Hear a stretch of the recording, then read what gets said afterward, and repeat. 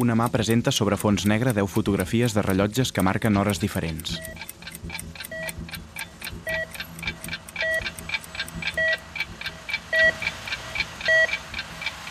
Sobre un fons negre apareixen les lletres del títol, Carrera contínua, que es transformen en lletres escrites en braille. La Maite a la cuina, omple de cafè el filtre de la cafetera i la posa als fogons, palpant per saber on són. No sé, no lo aceptaba esto de tener que afiliarme a la ONCE y tal, no lo veía muy claro. Busca la llet amb les mans, tanca el microones. Omple un pot de llet que posa en un altre fogó.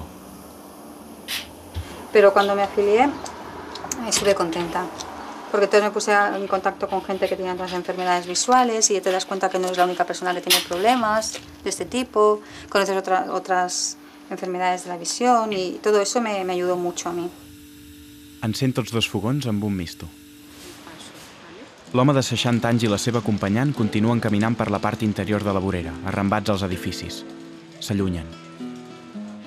A poc arriben a un edifici de parets enrajolades de color gris fosc. A l'entrada hi ha 3 dones grans. En veure'ls arribar, les dones s'aparten i els deixen passar. L'home de 60 anys i la seva acompanyant van cap a l'entrada de l'edifici, que té unes portes de vidre corredisses amb franges horitzontals grogues que s'obren en acostar-s'hi. Hi entren. A sobre de les portes hi ha les lletres ONCE Catalunya.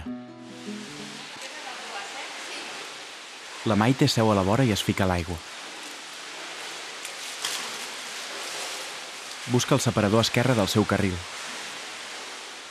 I a uns 50 centímetres de la paret comença a separar les boies blanques de plàstic. Al carril del costat, l'altra noia continua nedant. El monitor torna a tocar-li el cap en acostar-se al final i ella fa mitja volta. La Maite enganxa un extrem de la goma vermella al separador esquerre i fa el mateix a l'altra banda del carril.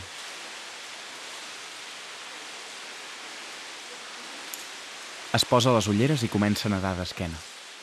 Para mí la piscina es una forma de sacar nervios, por ejemplo, angustia, me ayuda a relajarme.